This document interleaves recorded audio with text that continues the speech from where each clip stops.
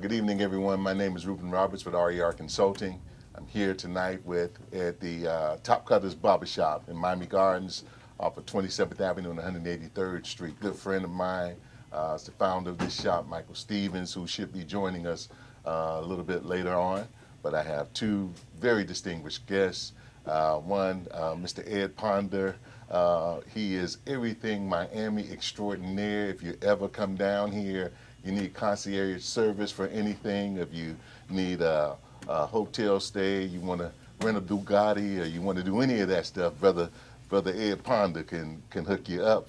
And then we have none other than the famous Dr. Steve Gallen III. Dr. Steve Gallen III is a school board member here in the third largest school district. Is that correct? Fourth largest school district. Brother's the trailblazer. Was one of the youngest principals in Dade County schools. One of the youngest superintendent on a national level of schools up in New Jersey. And tonight we're going to just have a real talk among men about issues pertaining to men. The overlay is going to be around mental health, but I just want you to know that this is something that we feel that's important for us to get out and talk to folks about. So I'm encouraging you to get your family members, your friends, and bring them to to watch this episode. We are pre-recorded, but you can always leave any chat questions or comments in the chat. And then if you leave those in the chat, we'll promise to get back to you to let you know what those, to answer those questions or to respond to whatever comments that you have. So without further ado, I've already introduced them, and I just want to say good evening, gentlemen. How y'all doing today? It's all good, man. I'm just finding out Ed Ponder got the plug on the Bugatti. I know a few people. Bugatti. I saw something on social media the other day. Somebody was actually driving might have been a Bugatti. They were trying to drive it into a driveway, but it was so low and it scraped the paint. And the person says, "Why didn't you tell me?" The guy says, "Because I don't drive a Bugatti. It's not a problem with me coming into my driveway." So now I know. No, it's always a pleasure, man, to be with you all. Been knowing this brother here for over 3 decades. Truly a pillar in the community, and always willing and excited to stand with you, brother, in solidarity and support of the work on behalf of our young people in this community overall. Appreciate you. Listen, I'm just glad to be here, man, with two old friends from many years, still doing great work, not selfish work, but great work for people in the community. It's an interesting dynamic when you have people like us that grew up in the community, that stayed in the community, but continues to work and serve in the community. And I'm just glad that I'm sharing the spotlight with you guys. Yeah, so I want to say that all of us are doing community service. I was remiss in mentioning that Ed Ponder is also over the men's ministry at Antioch Missionary Baptist Church in Miami Gardens. So again, if you want to get a good word, the pastor there is Arthur Jackson III, and is well known to all three of us. Yes. Pastor to all three of us. Absolutely. And a great guy. So today I just want to start out, man. I just want us to have a real conversation. But what I want you guys to do is really think about the context, right? I knew I knew you when you were kind of young. But Ed, I knew you when you were very young. Hey, and we're going to stop right there. Just keep it right there. Keep going. Forever young. Anybody who's watching this, say Dr. Gallen's song is Jay-Z Forever Young. Me and Jay-Z, same age. Blue Ivy and Zoe, same age. Forever young here. You're forever young. Forever young. So I want you to put it in perspective when we talk about black men and mental health and wellness. And one of the things I know, we growing up in Miami, I grew up between Miami and the Bahamas, but growing up in Miami, we've all lost friends at a very young age. Many friends. Yes. And I think that we've all had some sort of historical trauma in our lives, but we push on and, we moved on with our lives and our careers and such. But those things linger, right? And I know a lot of brothers experience pain and hurt, and they don't always feel comfortable talking about it or coming to another brother and talking about it. So what do you guys think about that, and what should we do as men and to encourage others to not suffer in silence? Well, I think it's something that regretfully is ingrained in our DNA, coming from the shores of Africa against our will, coming through that Middle Passage. our ancestors suffered and witnessed horrific conditions, horrific experiences, but we sit here in this barbershop today because they had that persevering spirit. They had that spirit of resilience, that spirit of hope and optimism, but regretfully, they had to kind of grin and bear it. You know, you fast forward right now going through the abolitionist slavery, through the abolitionist movement, through the civil rights movement.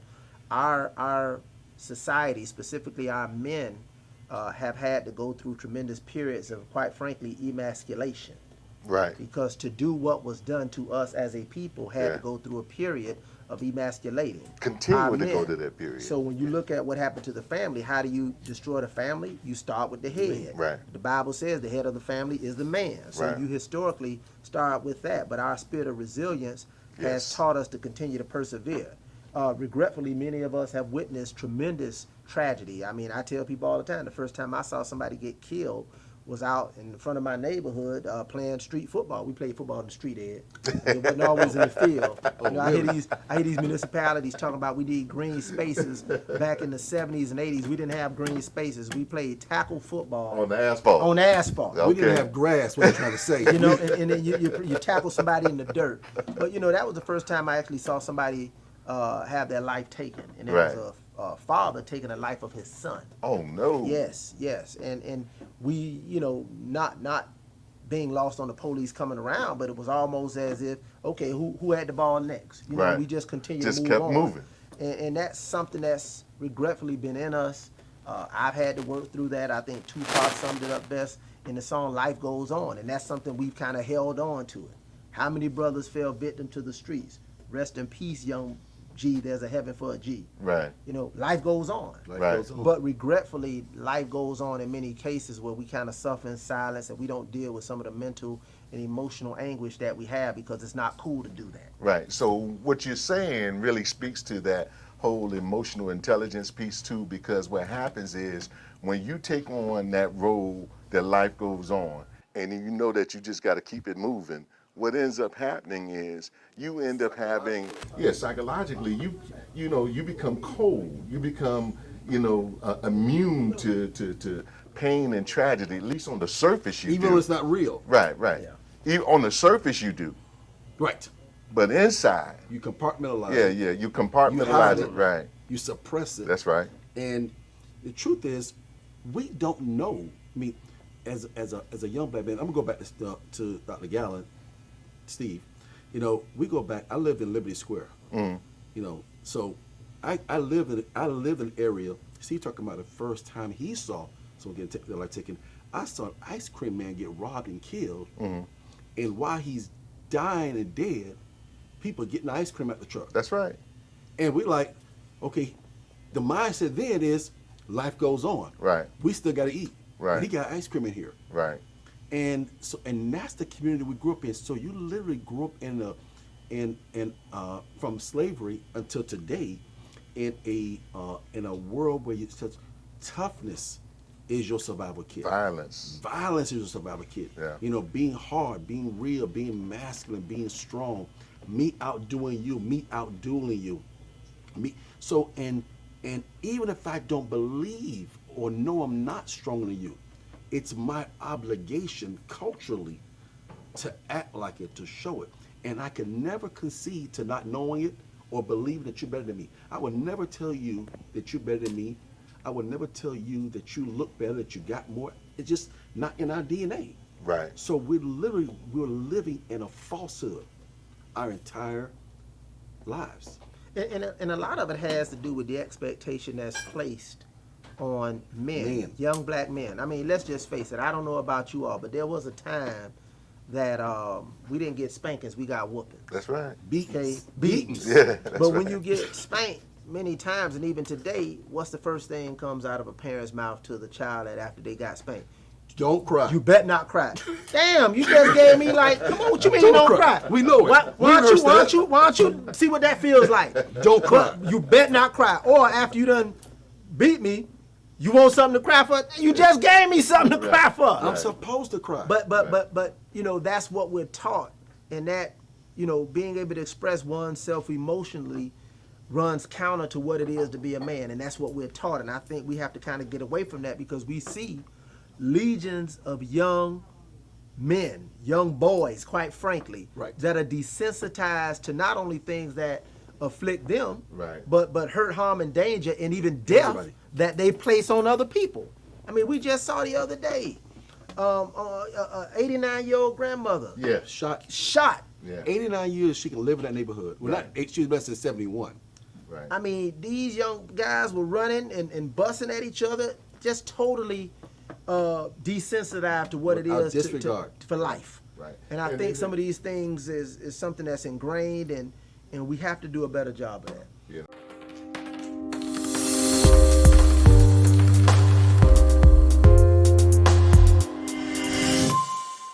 You invoke Jay-Z, and I'm going to invoke him too.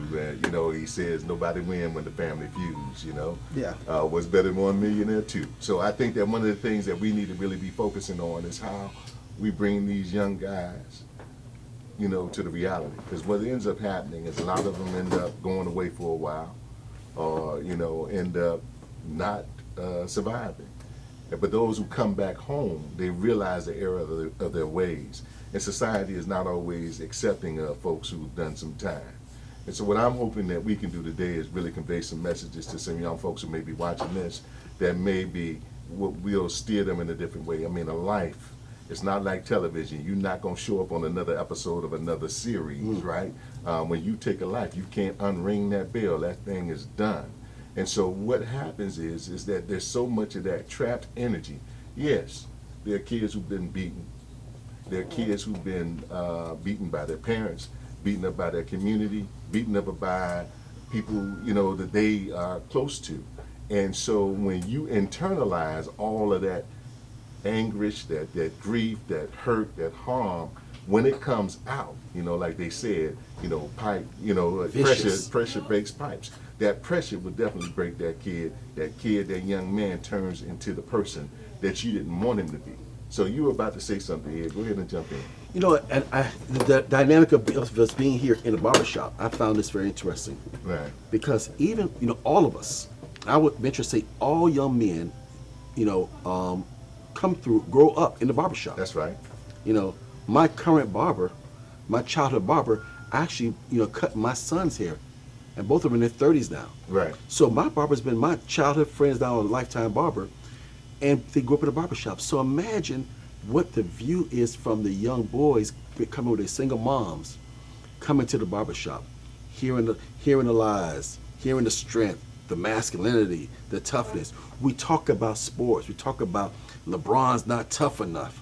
You know, oh, he didn't get hit that hard. You know, he's soft. And so these messages that even the young boys, when they're in homes with their mom, you know, don't cry. So our whole world, our whole dynamic is built around creating this sense of strength and this sense of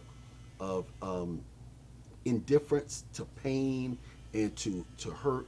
So they ask you a question. You know, you grow up not being able to show your emotion, not being able to show your emotion, because it's soft. Right. But then you start dating somebody. So, well, how do you feel? You're like, well, feel. I don't know. It doesn't resonate I don't with you. have an Right. emotional feeling. Right. Because it's never registered. Right. And that's the challenge that young men, and we don't teach each other. We don't allow each other. So how do we teach? Both of you answer that. How do we teach to have that level of compassion? How do we teach someone who's grew up a very hard life, or someone who may not have grown up so hard, but culturally, because what we're talking about right now are cultural differences, right? And so from a cultural perspective, how do we teach our youth, our younger folks, and some older ones, how to really connect with their emotions and be mindful of how the things they do say and act will affect others? I think the best way, coming from an educational standpoint, and I'm not talking about curriculum and pedagogy, I'm talking about education. Education in the Latin terms means to bring forth, to lift up, to bring out. We have to teach by example. That's right. That's number one. That's right. That's number one. Number two, when we start talking about what our young people see, that represents what they'll be. That's right. And In most cases. we don't have in many cases, we Yeah. don't have the role models from an emotional standpoint, from a family standpoint, as we should. So I think it comes down to our men teaching our young men the skill set, both emotionally, mentally, psychologically, what it is to be a man, and to debunk this whole notion that to be insensitive, to be anti-emotional, to be disconnected and disengaged is not masculine. I've always had a commitment. My father, I must admit, my late father, I knew he loved me. Yeah. I knew he loved me. But if I had to tell you right now that my father said those words to me, I love you. Never said it. I can't remember that. I mean, I can't remember him saying that to me. So I knew he loved me. let me say this. So we grew up in the era where love was defined by you got a roof over your head, right? You got food on the table, at least for my house. That's how my father shared his love for me. And I didn't understand it as a kid because it was different. My mom showed me so much love. And then the dad just wanted me to be, strong enough to withstand whatever pressures I was going to face. And both of them, I didn't realize it until I became a parent.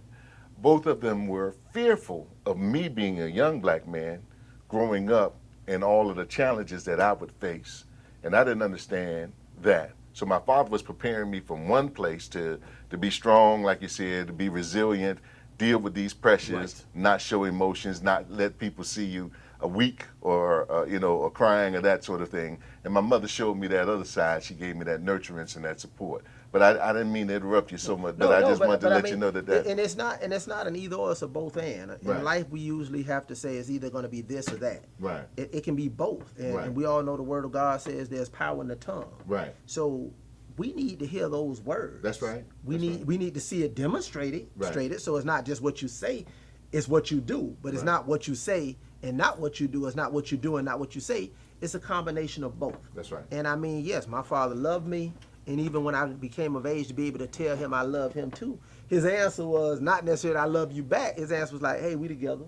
That was his cool way of saying I love you too. Right. Now, what do? You undo that. You, in the words of shout out to Charles Williams and Generational Q, I love breaking that cycle. Right. So you break that cycle and you say, I'm going to parent differently. I'm going to model differently. I'm going to express differently with my children than was expressed to me. Did you do that with the first ones?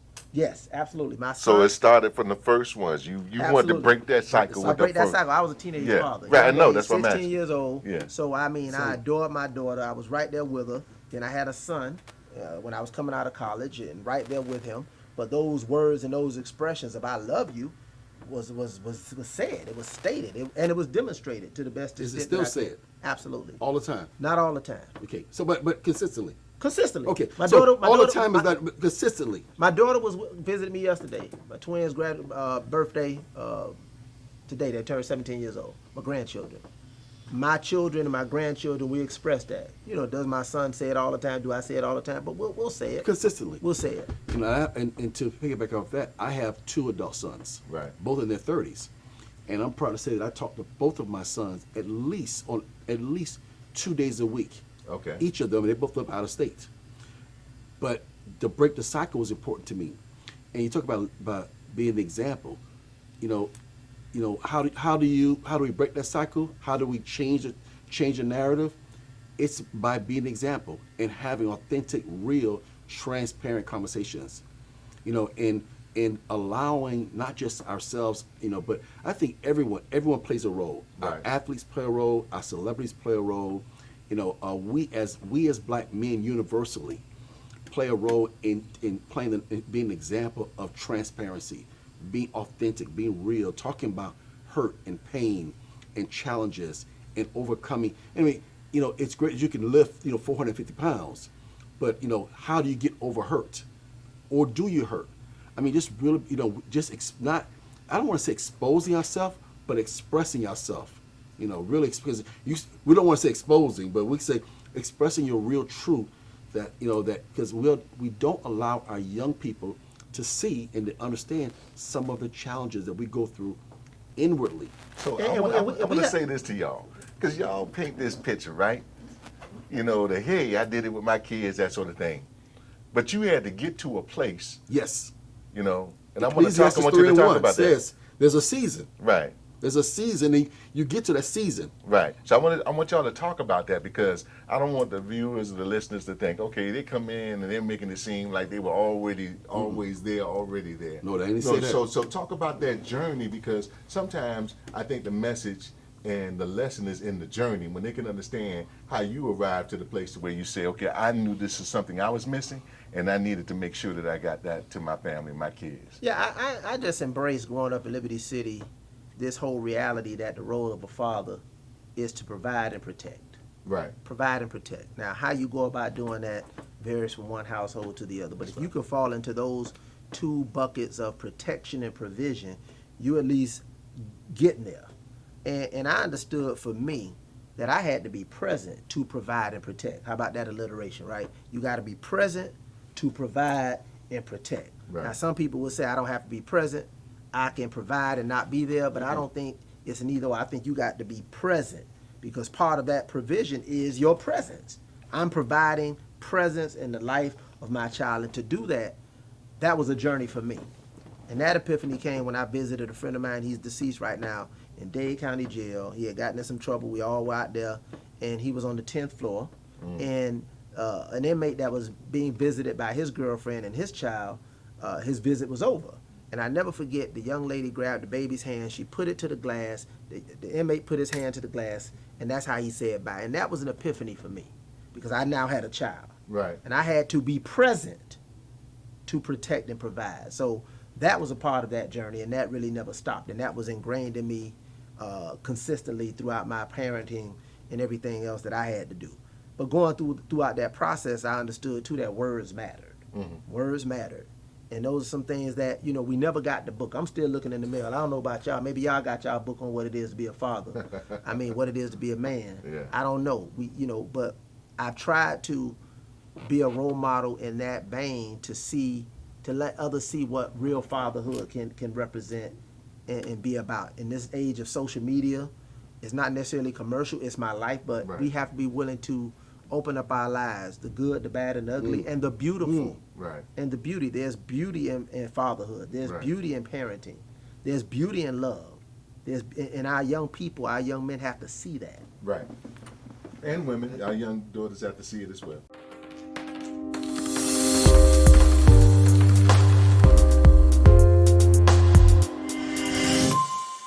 All right, so Steve, thanks for that. What's your answer to that? How talk about your journey, how you were able to get to the place to where you could express love and that for your kids. I know we just didn't arrive there. No, We it were didn't just arrive. You know, yeah. it's actually, you know, I admit at this adult age, I can admit that I'm a tearer.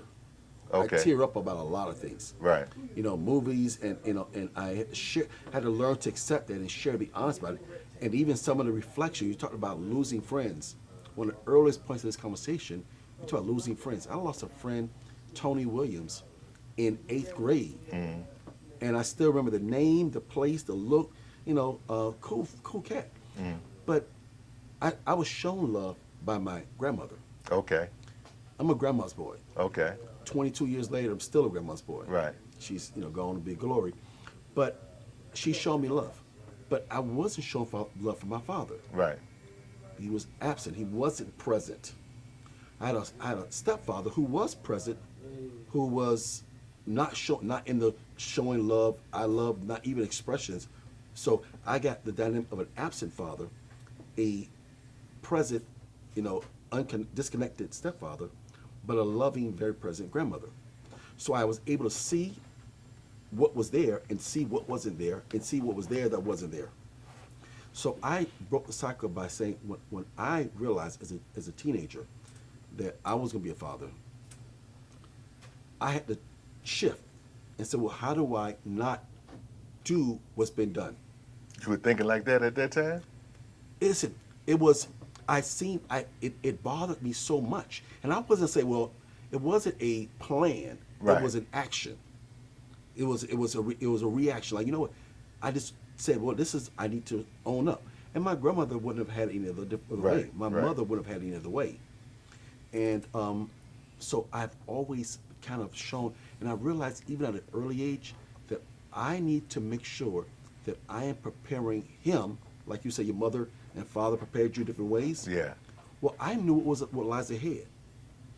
I knew what lies ahead. So I said, well, how do I prepare you for that? How do I best prepare you? Because I didn't have a father show me how to wash a car. Didn't have anybody show me how to fix the engine, change tires. That was something that the streets taught me. The streets taught me, the Old Testament. The Old Testament for me came out of the streets. So for me, it was really about realizing that I had already been on the grind. How do I ungrind him? Right. And set him up for success, set both of them up for success. It's through constant communication and through seeing, hearing, and your discernment. As a young man, you know what's right or wrong. Right. But really, what got me was fear of disappointing my grandmother. Yeah. That's what helped me. Yeah. A lot of times we don't listen to that voice. We know what's right, what's wrong, and I saw enough wrong. I saw enough loss. I saw enough hurt, enough death, enough pain to say, "Oh, wait a minute." It's like a guy says, "I'm going to play. Do I want to play wide receiver, or do I want to play, safety?" He said, "I don't want to play wide receiver because I don't want to get hit." Mm-hmm. That's what it is. I don't want to get hit. Cornerback said, "I don't want to get hit. I can catch." Mm. So I decided, you know what? I don't want to get hit. So I'm gonna play safety for my sons, and I'm gonna teach them. I'm not gonna do anything that's gonna get me locked up. What I call terminal. Mm-hmm. Don't want to get killed. Don't want to go to jail. And see, I didn't have the benefit, I guess, of operating out of a spirit of fear. As much as I talk about my father, I love him dearly. My father never beat me. Never in my life did my father ever lay hands on me, ever.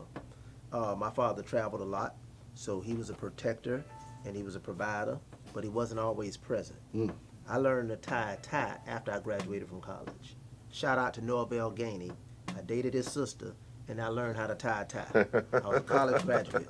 Didn't know how to tie a tie at the time. So those lessons, those real intimate lessons about how to maneuver, how to navigate as a man, weren't necessarily there. But again, when it comes to provision and protection, my father modeled that. He modeled discipline. He modeled structure. My mother was there, but they eventually divorced, and my mom left. So that was a critically important point in my life. My mom left, not my dad. My mom left, and me and my mom were very, very close. And my dad traveled, so now I had to navigate coming out of 9th, 10th grade in Liberty City, school and life and the streets and friends, and that's put me in a position of vulnerability to make very, very bad decisions at the time. But I had a safety net of community stakeholders, of educators, of people around me, and my fear came from God. I was always scared to bust hell wide open. Fear. Okay, so I had that level of fear, and to the extent that I wanted to again be present in the lives of my children. That was a defining metric for me. That was a defining motivation for me. And I think that's something that's critically important that our fathers especially. I mean, we can talk about mothers. Mothers always stand in the pain. Right. Our women, shout out to the women. I love our women. Absolutely. I love y'all. Love our women. They stand in the pain. Shout out to the brothers. But throughout history, our women stand in the pain. Right now, we're seeing a tremendous vacuum of men standing in the pain. And it's not because many don't want to. We have to figure out this family structure. And very often our family structures are predicated on relationships between adults. And those relationships are not reconciled at the expense of children. So that's a whole nother conversation. Sometimes not even adults.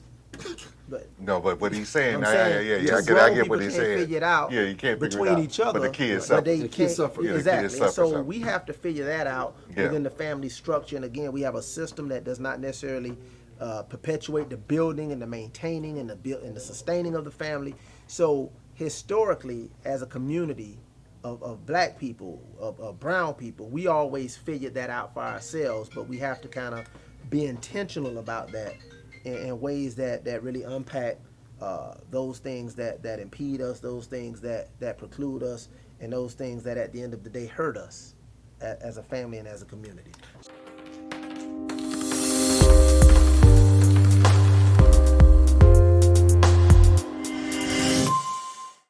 one of the things that I just want to recap some of the things that were said here today. So the importance of, really pouring into your kid's life is that you have to be present. You can't be an absentee person. You need to be present in your children and your family, your spouse or your significant other's life. You have to be present. You have to also be able to be willing to be vulnerable, to show that you care, that you love, and say those words. Words have power. We can change a whole lot by just sharing with a kid that we love them. One of the things that I grew up with, and I want to say to you all, Dr. Gallen had a very famous father. Yes. So folks who know him, they know how famous he was. So people knew he was that guy's son. Right. You understand, at the same time. Same thing with me. My father in the Bahamas, same thing. But one of the things I loved about what Bahamian men did, and here they did it over here too when I was younger. Just like I went and spoke to your daughter today, and I big upped you to your daughter. So that's one of the things that we have to make sure that we do, that we encourage the children by, highlighting the positives about their parents. Because every kid wants to be like their parent. You know what I mean? But if all you hear, and this is what's you were alluding to earlier, when you have two adults that can't reconcile. Family structure. Yeah, when you have an adult speaking ill about another parent, and then that really destroys that kid. That's because, trauma. Yeah, that's trauma. trauma. Yeah. That's trauma. Yeah, because that you're saying, hey, that this part of you is jacked up. And the kid remembers that. Yeah, the kid would definitely remember that. The most contentious incident I had with my father was when he said something about my mother. Oh yeah. That was the most contentious. Other than that, me and my father were like two people. We were thick. I mean, I love him. That's my man. Right. But he expressed some comments about my mom, and that led to a high level of indignation on my part. And I left. I literally left. I left the house, and I went to a family friend, the late Sally Bradshaw Williams, Miss Adelie, and I stayed with her a couple of days and eventually went back. But she said, you don't say anything about his mother, no matter what that situation is. Right. And that's something we have to model, and that's something that created some level of trauma. Right. With respect to that, and that's what we have to do as men, and not only be reactive in our defense, but I use that word, not defending our children and the families, but protecting our children and families. And there's a difference. Right. When you're defending, you're in retreat. When you're protecting, you're much more proactive. And I think we have to take that posture with our families. And one last thing I want to mention, I say this all the time. I just said it at Betty T. Ferguson when I did some comments Saturday at an event about entrepreneurship with youth. And anybody hear me speak to the youth in District 1 or throughout, I often say at the end of my speech, and as I close, I like to, thank you, da-da-da. And if nobody else told you, your school board member, Dr. Steve Gardner III, loves you. Right. I say that to large groups of kids because our children don't hear that. Right. They don't hear that. Right. I say that intentionally. It could be an audience of 5, an audience of 5,000, Right. and I say those words. It's important to hear. Right. And I want to say, and to that point, we talk about our children, but we also have an opportunity and a responsibility to parent in a mentoring way to those who are not our direct children. Whether it be, I walked past a young man on last Wednesday or Thursday, outside early in the morning, sitting outside of a 7-Eleven. It was school time, 9 o'clock in the morning, and he's sitting outside with his book bag. And I said, "Hey man, you all right?" He said, "I said, like, what's happening? What's going on? You waiting on the bus? It's 9 o'clock, so school has started." And he said, "Yes, I missed the bus, but I called the bus driver. He's gonna come back and pick me up." And that's okay. I'm just checking and make sure if you need, because the school was not far away, but he was going to a further school. But as I walked away, he said, "Thanks for checking." I said, "We need to check on each other." Yeah. Most Because definitely. I could have walked past him and just assumed and not commented, and also not even show him care. How many people are walking in and out of that 7-Eleven that just chalk them off? Right. And we can't chalk each other off because some of these young men have nobody else.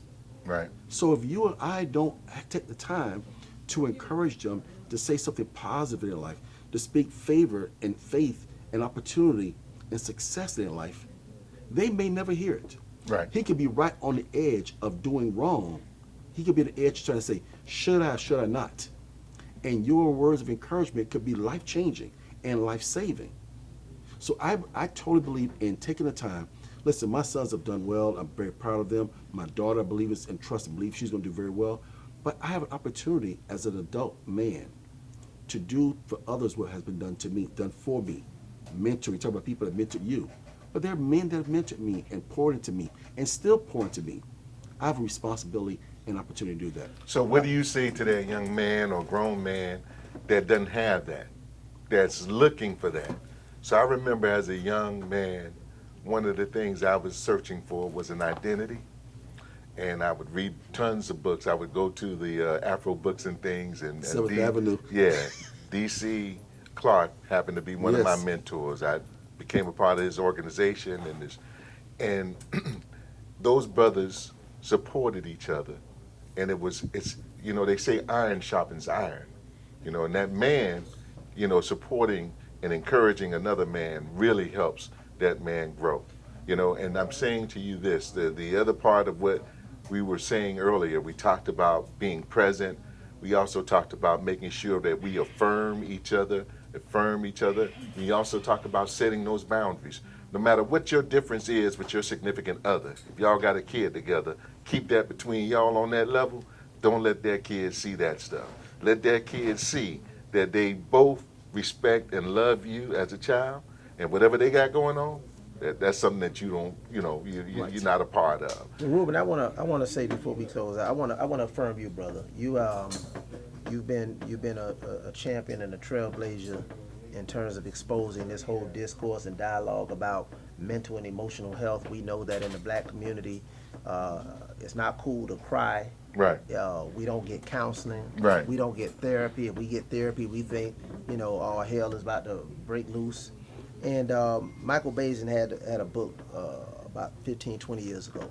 Not that I want to get caught up in the book's content, but I always love the title, Men Cry in the Dark. Right. And what you've done through this particular work, my brother, you're providing a platform, knowing that men cry in the dark, but you creating a platform to bring light to our tears. And for that, I salute you, my brother. Thank you, brother. That means a lot coming from you. I'm still a firm believer in faith. I believe that a family that prays together will stay together. And if you're not together, there may not be a physical relationship together, but there's a unity in faith in the goals and the objective of that family. So I'm still believing and trusting that faith still will lead our families, individual faith and family faith. And so I encourage you as family members, as men, to seek some place that your faith can grow, that you can grow spiritually and mentally. And find someone that can pour into you, that can help you, that you can confide in and trust. All right. Thank you guys for watching this show. I want you to know that this show is sponsored by RER Consulting with our two signature programs, Teen Talk and the COVID-19 Mental Health and Wellness Program.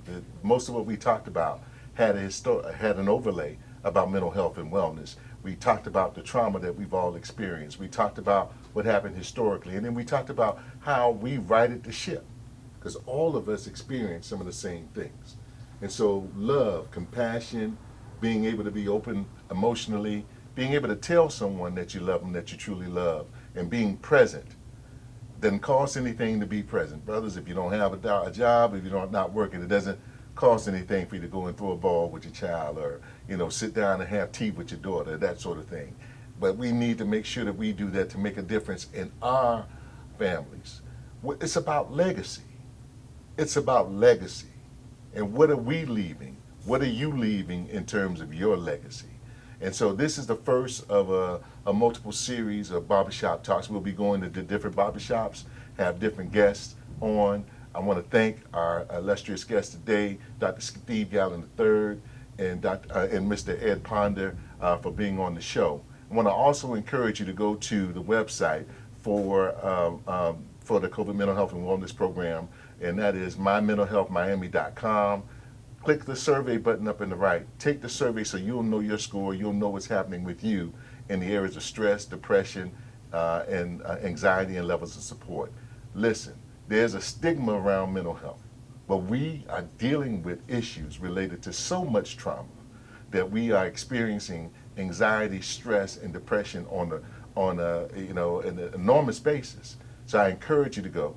I want to thank you all for joining us tonight, and stay tuned for our next episode of Barbershop Talk. Good night.